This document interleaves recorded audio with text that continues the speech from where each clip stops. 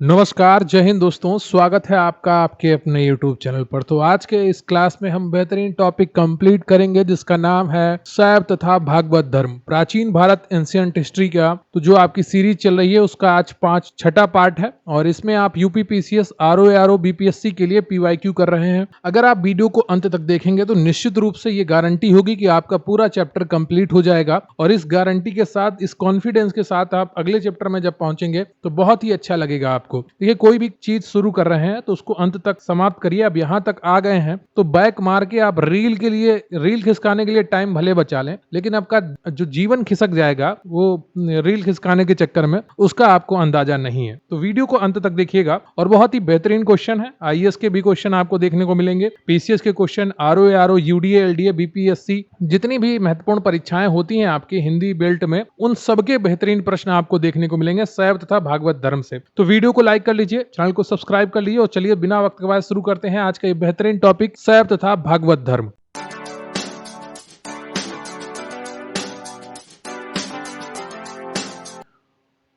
तो अभी जो हम टॉपिक पढ़ने वाले हैं वो है शैव तथा भागवत धर्म। पहला प्रश्न है आपका कि प्राचीन भारत के विश्वोत्पत्ति विषयक धारणाओं के अनुसार 4 युगों के चक्र का क्रम क्या है? द्वापर, कृत, त्रेता, कली, कृत, द्वापर, त्रेता, कली, कृत, त्रेता, द्वापर और कली, त्रेता, द्वापर, कली और कृत। आईएएस प्री 1996 का प्रश्न है कि प्राचीन भारत की विश्वोत्पत्ति यानी कि विश्व की उत्पत्ति के विषयक धारणाओं के अनुसार 4 युगों का सही क्रम क्या है? तो कृत यानी कि सतयुग, ठीक है, कली यानी कि कलियुग। तो यहां पर जो आपका सही ऑप्शन है वो आपका सी है, सतयुग यानी कि कृत, त्रेता, द्वापर और कली यानी कि कलियुग। सी ऑप्शन आपका सही है। अगला प्रश्न है आपका कि निम्नलिखित में से कौन सा प्राचीन भारत में शैव संप्रदाय था? आजीवक, मत मयूर, मयमत, ईशान, शिव गुरुदेव पद्धति। आईएएस प्री 1996 का प्रश्न है कि निम्नलिखित में से कौन सा प्राचीन भारत में शैव संप्रदाय था? और बहुत ही आसान इसका उत्तर है बी ऑप्शन, मत मयूर। अगला प्रश्न है आपका कि अर्धनारीश्वर मूर्ति में आधा शिव तथा आधा पार्वती किसका प्रतीक? पुरुष और नारी के योग का, देवता और देवी के योग का, देव और उसकी शक्ति का योग का, या उपयुक्त में से किसी का नहीं? यूपी पीसीएस प्री 1997 का प्रश्न है कि अर्धनारीश्वर मूर्ति में आधा शिव तथा आधा पार्वती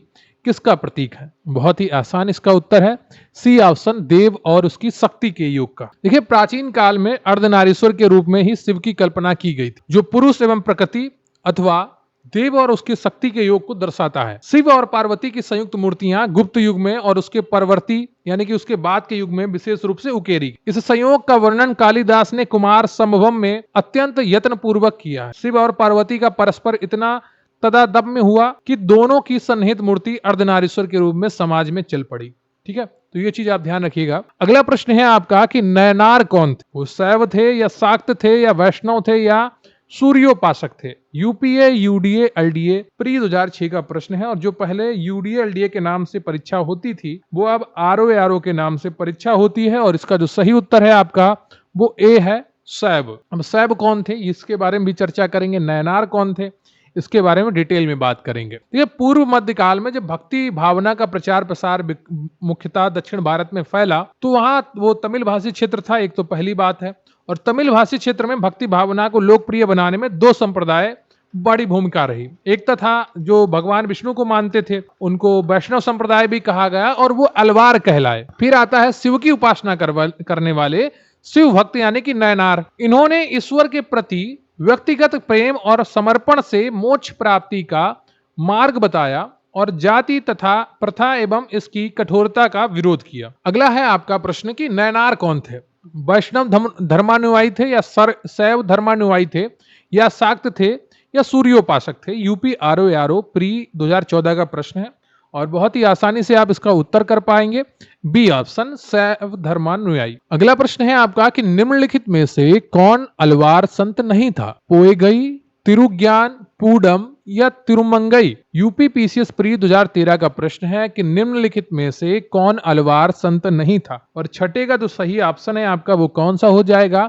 बी, तिरुज्ञान। ये नयनार संत थे। पोएगई, पूडम और तिरुमंगई जो थे वो अलवार संत थे और तिरुज्ञान नयनार संत थे। अगला प्रश्न है आपका कि भागवत संप्रदाय के विकास में किसका देन अत्यधिक था? पार्थियन का, हिंद यूनानी लोगों का, कुषाण का या गुप्त का? बीपीएससी प्री 1994 का प्रश्न है कि भागवत संप्रदाय के विकास में किसका देन अत्यधिक? और सातवें का जो सही उत्तर है आपका वो हो जाएगा डी, गुप्त वंश के शासकों का बहुत देन था। भागवत अथवा वैष्णव धर्म का चरमोत्कर्ष गुप्त राजाओं के शासनकाल में हुआ। गुप्त नरेश वैष्णव मतानुयायी थे तथा उन्होंने इसे अपना धर्म राजधर्म बनाया। अधिकांश गुप्त शासक परम भागवत की उपाधि धारण करते हैं और विष्णु का वाहन गरुण गुप्तों का राज चिन्ह था। अगला प्रश्न है आपका कि भागवत धर्म के प्रवर्तक थे जनक, कृष्ण, याज्ञवल्क्य या सूरदास? आरएएस आरटीएस प्री 1993 का प्रश्न है कि भागवत धर्म के प्रवर्तक कौन थे? और आठवें का जो सही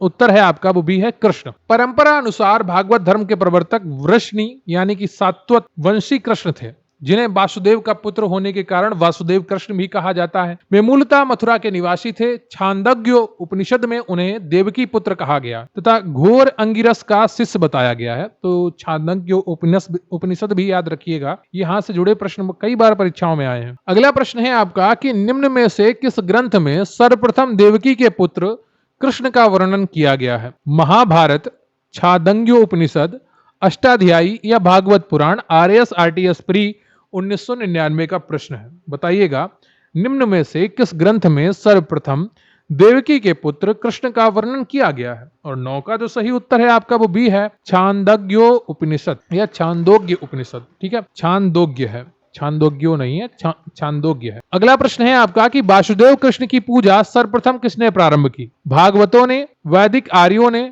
तमिलों ने या अभीरों ने? यूपी पीसीएस प्री 1997 का प्रश्न है और इसका जो सही उत्तर है आपका वो ए हो जाएगा, भागवतों ने। वैष्णव धर्म का प्रारंभिक रूप भागवत धर्म के अंतर्गत देवकी पुत्र भगवान वासुदेव कृष्ण के पूजन में दर्शित होता है। इनकी पूजा होती है जो संभवतः 6ठी सदी ईसा पूर्व के पहले स्थापित हो चुका था। वासुदेव जो कृष्ण का प्रारंभिक नाम है पाणिनि के युग में प्रचलित, उस युग में वासुदेव की उपासना करने वाले वासुदेवक या भागवत कहे जाते थे। अगला प्रश्न है आपका कि निम्नलिखित में से किस देवता को कला में हल लिए प्रदर्शित किया गया है? कृष्ण को, बलराम को, कार्तिकेय को या मैत्रेय को? यूपी पीसीएस में 2007 का प्रश्न है कि निम्नलिखित में से किस देवता को कला में हल लिए प्रदर्शित किया गया है? और 11वें का जो सही उत्तर है आपका वो हो जाएगा बी, बलराम को। ठीक है, बलराम को प्रदर्शित किया गया है। और एक चीज आप ध्यान रखिए, बलराम हो, कृष्ण हो, कार्तिकेय हो, शिव हो, अर्जुन हो, सुभद्रा हो, द्रौपदी हो, राम हो, सीता हो, लक्ष्मण हो, हनुमान हो, इन सबके पर्यायवाची आरओ की परीक्षा में बहुत ज्यादा पूछे जाते हैं। तो अगर आप आरओ की भी तैयारी कर रहे हैं तो इनके पर्यायवाची बहुत अच्छे तरीके से तैयार रखिएगा। अगला प्रश्न है आपका कि भागवत संप्रदाय में भक्ति के रूपों की संख्या कितनी है? 7 है, 9 है, 8 है या 10 है? यूपी यूडीए एलडीए प्री 2010 का प्रश्न है कि भागवत संप्रदाय में भक्ति के रूपों की संख्या कितनी है? उम्मीद करता हूं आप वीडियो को लाइक कर चुके होंगे और चैनल को सब्सक्राइब कर चुके होंगे। इसका जो सही उत्तर है आपका वो सी है, 9। भागवत संप्रदाय में मोक्ष प्राप्ति के लिए नवदा भक्ति को मान्यता दी गई है, नवदा भक्ति। ठीक है, तो ये चीज ध्यान रखिएगा। यहां पर आप लिखा हुआ भी देख सकते हैं नवदा भक्ति क्या होती है। अगला प्रश्न है आपका कि हेलियोडोरस का वेशनगर अभिलेख संदर्भित है? आईएएस प्री 1998 का प्रश्न है। संकर्षण तथा वासुदेव से, संकर्षण तथा प्रद्युम्न से, संकर्षण प्रद्युम्न तथा वासुदेव से, केवल वासुदेव से? हेलियोडोरस का वेशनगर अभिलेख संदर्भित है और सही उत्तर है आपका यहाँ पर डी ऑप्शन, केवल वासुदेव से। भागवत धर्म से संबद्ध प्रथम उपलब्ध प्रस्तर स्मारक विदिशा यानी कि वेशनगर का गरुण स्तंभ है। इससे पता चलता है कि तक्षशिला के यवन राजदूत हेलियोडोरस ने भागवत धर्म ग्रहण किया था तथा इस स्तंभ की स्थापना करवाकर उसकी पूजा की थी। इस पर उत्कीर्ण लेख में हेलियोडोरस को भागवत तथा वासुदेव को देव देवस अर्थात देवताओं का देवता कहा गया है। अगला प्रश्न है आपका कि भागवत धर्म से संबंधित प्राचीनतम अभिलेखीय साक्ष्य कौन सा है? यूपी पीसीएस स्पेशल मेंस 2008 का प्रश्न है। समुद्रगुप्त का इलाहाबाद अभिलेख, हेलियोडोरस का वेशनगर अभिलेख, स्कंदगुप्त का भीतरी स्तंभ लेख या महरौली स्तंभ अभिलेख? बताइएगा कौन सा ऑप्शन आपका सही है। भागवत धर्म से संबंधित प्राचीनतम अभिलेखीय साक्ष्य है और 14 का जो सही ऑप्शन है आपका वो बी हो जाएगा, हेलियोडोरस का वेशनगर अभिलेख। अगला प्रश्न है आपका कि भागवत धर्म का ज्ञात सर्वप्रथम अभिलेखीय साक्ष्य है? समुद्रगुप्त की प्रयाग प्रशस्ति, गौतमी बलश्री का नासिक अभिलेख या वेशनगर का गरुड़ स्तंभ या धनदेव का अयोध्या अभिलेख? बताइएगा कौन सा ऑप्शन आपका सही है। उत्तराखंड पीसीएस प्री 2012 का प्रश्न है कि भागवत धर्म का ज्ञात सर्वप्रथम अभिलेखीय साक्ष्य कौन सा है? और 15वें का जो सही ऑप्शन है आपका वो सी हो जाएगा, बेसनगर का गरुड़ स्तंभ। अगला प्रश्न है आपका कि बेसनगर अभिलेख का हेलियोडोरस कहाँ का निवासी था? Pushkalavati, Takshashila, Sakala, Mathura. UP UDA LDA pre 2010 का प्रश्न है कि बेसनगर अभिलेख का हेलियोडोरस कहाँ का निवासी था? 16वें का जो सही उत्तर है आपका वो बी हो जाएगा, तक्षशिला। अगला प्रश्न है आपका कि विष्णु के किस अवतार को सागर से पृथ्वी का उद्धार करते हुए अंकित किया जाता है? कच्छप को, मत्स्य का, बारहा को, नृसिंह को। UP UDA LDA special pre 2010 और UP UDA LDA special mains 2010 यानी कि दोनों परीक्षाओं में पूछा गया, प्री में भी और मेंस में भी। और इसका जो सही उत्तर है आपका वो है सी, बारहा। विष्णु के वाराह अवतार को सागर से पृथ्वी का उद्धार करते हुए अंकित किया जाता है। अब देखते हैं इसके पीछे कहानी क्या है। भगवान विष्णु ने दैत्यराज हिरण्याक्ष का वध करने के लिए बराह रूप धारण किया तथा उसके चंगुल से धरती को छुड़ाया। पौराणिक चित्रों में बराह भगवान धरती को अपने दांतों के ऊपर संतुलित कर सागर से निकलते हुए दर्शाए गए हैं।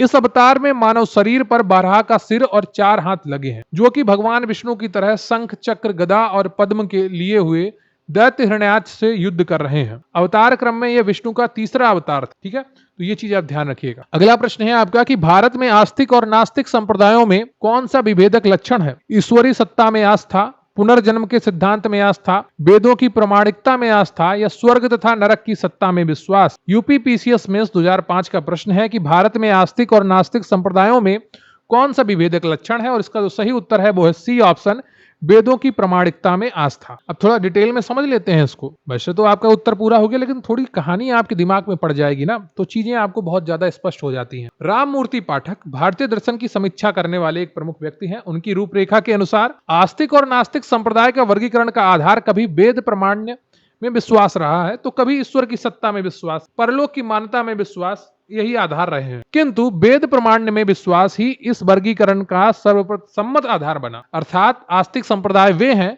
जो वेदों की प्रामाणिकता को मानते हैं और नास्तिक संप्रदाय वे हैं जो वेदों की प्रामाणिकता को नहीं मानते हैं। ठीक है, यह राममूर्ति पाठक के अनुसार है। अगला प्रश्न है आपका कि निम्नलिखित में से कौन मोक्ष के साधन के रूप में ज्ञान, कर्म तथा भक्ति को समान महत्व देता है? यूपी पीसीएस मेंस 2005 का प्रश्न है अद्वैत वेदांत, भगवत गीता, विशिष्टाद्वैतवाद वेदांत या मीमांसा। निम्नलिखित में से कौन मोक्ष के साधन के रूप में ज्ञान, कर्म तथा भक्ति को समान महत्व देता है? और इसका सही उत्तर है आपका सी, भगवत गीता।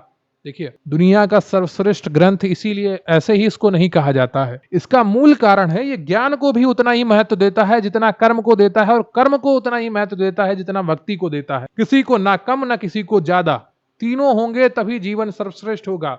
ज्ञान, कर्म और भक्ति, यही भगवत गीता की प्रमुख शिक्षा है। गीता में ज्ञान, कर्म तथा भक्ति को समान महत्व दिया गया है। भगवत गीता में भगवान श्री कृष्ण के द्वारा निम्नलिखित श्लोक में इन तीनों का महत्व प्रतिपादित किया गया है। वो श्लोक क्या है? ये तु सर्वाणि कर्माणि मयि सन्न्यस्य मत्परा अनन्यैव योगेन मां ध्यायन्त उपासने तेषामहं समुद्धृता मृत्यु संसार सागरात भवामि नचिरात पार्थ मयोवेशी चेतसाम। श्लोक के माध्यम से कर्म, भक्ति तथा ज्ञान की महत्ता को प्रतिपादित किया गया। जबकि अद्वैत वेदांत में शंकराचार्य ने केवल ब्रह्म को सत्य माना है, ईश्वर को नहीं। वेदांत में केवल भक्ति की प्राधान्यता है तथा विशिष्टाद्वैतवाद सिद्धांत में या वेदांत में केवल भक्ति को महत्व दिया गया है। मीमांसा केवल कर्म की बात करती है। ज्ञान भी जरूरी है, कर्म भी जरूरी है और भक्ति भी जरूरी है, ये भगवत गीता का कहना है। अगला प्रश्न है आपका कि अधोलिखित में से कौन एक गीता की मुख्य शिक्षा है? कर्म योग, ज्ञान योग, भक्ति योग या निष्काम कर्म योग, अस्पृश्य योग। छत्तीसगढ़ पीसीएस प्री 2017 का प्रश्न है और बहुत ही आसानी से आप इसका उत्तर दे पाएंगे। इसका जो सही उत्तर है आपका वो कौन सा हो जाएगा? वो हो जाएगा डी, निष्काम योग। यानी वो कहते नहीं है कि कर्म करो, फल की चिंता मत करो, निष्काम भाव से कर्म करो, फल के लिए आसक्त मत हो जाओ। यही गीता का मुख्य शिक्षा है। डी ऑप्शन आपका यहां पर सही हो जाता है। गीता का कर्मयोग निष्काम कर्मयोग है। निष्काम कर्मयोग का अर्थ है कि हम कर्म को सदैव साध्य के रूप में देखें, उसे कभी भी साधन के रूप में ना ग्रहण करें। हम कर्म तो करें किंतु कर्म फल में आसक्ति ना रखें। गीता के निष्काम कर्मयोग में ज्ञान, भक्ति एवं कर्म का समन्वय होता है। अगला प्रश्न है आपका कि निम्नांकित में से कौन प्रस्थान त्रयी में सम्मिलित नहीं है? भागवत, भगवत गीता, ब्रह्म सूत्र या उपनिषद। यूपी पीसीएस प्री 1997 का प्रश्न है कि निम्नांकित में से कौन प्रस्थान त्रयी में सम्मिलित नहीं होता है? और इसका जो सही उत्तर है आपका वो कौन सा हो जाएगा? इसका सही उत्तर है ए ऑप्शन भागवत। उपनिषद, ब्रह्मसूत्र और भगवत गीता को वेदांत की प्रस्थान त्रयी कहा जाता है क्योंकि ये वेदांत के सर्वप्रमुख ग्रंथ हैं। इनमें भी उपनिषद मूल प्रस्थान है और शेष दो उन पर आधारित माने जाते हैं। वेदांत के आचार्यों में जिन्होंने ब्रह्मसूत्र पर भाष्य लिखकर अपने अपने वेदांत संप्रदायों की प्रतिष्ठा की है, उनमें से शंकराचार्य सबसे प्राचीन है। अगला प्रश्न है आपका कि वह प्राचीन स्थल जहां 60,000 मुनियों की सभा में संपूर्ण महाभारत कथा का वाचन किया गया था वह कौन है? अहिछत्र है, हस्तिनापुर है, काम्पिल्य है या नैमिषारण्य है? यूपी पीसीएस प्री 2006 का प्रश्न है कि वह प्राचीन स्थल जहां 60,000 मुनियों की सभा में संपूर्ण महाभारत कथा का वाचन किया गया था वह कौन सा है? और इसका सही उत्तर है आपका डी, नैमिषारण्य। ये यूपी के सीतापुर में स्थित है। उत्तर प्रदेश के सीतापुर जनपद के नैमिषारण्य में 60,000 मुनियों का निवास माना जाता है। यहाँ पर सुत गोस्वामी ने शौनक एवं अन्य मुनियों के समक्ष संपूर्ण महाभारत कथा का वाचन तब किया था जब वे यज्ञ संपन्न कर रहे थे। इसके पूर्व महाभारत कथा का वाचन वैशंपायन ने राजा जनमेजय के लिए किया था। अगला प्रश्न है आपका कि रामायण के किस कांड में राम और हनुमान की पहली भेंट का वर्णन है? किष्किंधा कांड, सुंदर कांड, बाल कांड या उपयुक्त में से कोई नहीं? यूपी पीसीएस मेंस 2004 का प्रश्न है कि रामायण के किस कांड में राम और हनुमान की पहली भेंट का वर्णन है? और 23 का जो सही उत्तर है आपका वो है ए, किष्किंधा कांड। रामायण के रचयिता वाल्मीकि थे। संस्कृत भाषा में रचित इस आदि काव्य में कुल 7 कांड है या जिनको आप अध्याय भी कह सकते हैं। इसका चौथा कांड किष्किंधा कांड है जिसमें राम और हनुमान की भेंट है, बाली का वध है और सुग्रीव का वानर शासक बनाने का वर्णन है। और इसके बाद सबसे बढ़िया कांड आता है वो है सुंदर कांड। अगला प्रश्न है आपका कि कालिका पुराण किस धर्म से संबंधित है? वैष्णव, शाक्त, बौद्ध या जैन? एमपीपीएससी प्री 2018 का प्रश्न है कि कालिका पुराण किस धर्म से संबंधित है? और इसका जो सही उत्तर है आपका वो बी है, शाक्त। कालिका पुराण शाक्त धर्म से संबंधित है। कालिका पुराण को कलि पुराण भी कहा जाता था। यह हिंदू धर्म की शाक्तवाद परंपरा में 18 पुराणों में से एक है। अगला प्रश्न है आपका कि पुरी में रथ यात्रा किसके सम्मान में निकाली जाती है? उत्तराखंड यूडीए एलडीए प्री 2007 का प्रश्न है भगवान राम, भगवान विष्णु, भगवान जगन्नाथ या भगवान शिव? और इसका जो सही उत्तर है आपका सी ऑप्शन है, भगवान जगन्नाथ। प्रतिवर्ष आषाढ़ माह के शुक्ल पक्ष में उड़ीसा के पुरी में भगवान जगन्नाथ, कृष्ण, बलराम और सुभद्रा के सम्मान में रथ यात्रा निकाली जाती है। अगला प्रश्न है आपका कि नासिक में कुंभ मेला निम्न में से किस एक नदी के तट पर लगता है? ताप्ती नदी, नर्मदा नदी, कोयना नदी या गोदावरी नदी? यूपी पीसीएस मेंस 2003 का प्रश्न है कि नासिक में कुंभ मेला निम्न में से किस एक नदी के तट पर लगता है? और 26 का जो सही ऑप्शन है आपका वो हो जाएगा डी ऑप्शन, गोदावरी नदी। नासिक में प्रत्येक 12 वर्ष के अंतराल पर कुंभ मेला गोदावरी नदी के तट पर लगता है। कुंभ मेला नासिक के अतिरिक्त हरिद्वार में गंगा तट पर, प्रयाग में गंगा और यमुना एवं विलुप्त सरस्वती के संगम स्थल पर तथा उज्जैन में क्षिप्रा नदी के तट पर लगता है। अगला जो प्रश्न है आपका, इसमें सूची 1 को सूची 2 से मिलाना है। एक तरफ धर्म दिए गए हैं और दूसरी तरफ उनसे जुड़े हुए स्थल दिए गए हैं, शहर दिए गए हैं। और इसके ऑप्शन जो आपका ये पूछा गया प्रश्न था वो एमपीपीसीएस स्पेशल प्री 2004 में पूछा गया था। शुरू करते हैं जैन धर्म से। जैन धर्म से संबंधित स्थल है पावापुरी। और हिंदू धर्म से संबंधित स्थल है वाराणसी। इस्लाम धर्म से संबंधित स्थल है मदीना, जिसको मक्का भी कहते हैं। और ईसाई धर्म से संबंधित स्थल है वेटिकन, जिसको वेटिकन सिटी के नाम से जानते हैं। तो पहले का तीसरा और बी का चौथा किसमें है? वो केवल सी ऑप्शन में है, तो सी ऑप्शन आपका यहाँ पर सही हो जाएगा। तो जैन धर्म पावापुरी, हिंदू धर्म वाराणसी, इस्लाम धर्म मदीना और ईसाई धर्म वेटिकन सिटी। ठीक है, तो वीडियो को लाइक कर लीजिएगा, चैनल पर नए हैं चैनल को सब्सक्राइब कर लीजिएगा। और यहाँ पर आपका ये पूरा टॉपिक कंप्लीट होता है और बधाई हो आपको, आपने पूरा टॉपिक बहुत ही अच्छे तरीके से कंप्लीट किया है। अगर आप अभी तक बने हुए हैं इस वीडियो में तो निश्चित रूप से आप बहुत ही अच्छी तैयारी कर रहे हैं और आपका फोकस बहुत ही अच्छा है। यूपी पीसीएस आरओ बीपीएससी के लिए जो पीवाईक्यू सीरीज शुरू की गई है, प्राचीन भारत एंशिएंट हिस्ट्री पार्ट 6 आज आपने कंप्लीट किया। अगले वीडियो में आपको पार्ट 7 देखने को मिलेगा।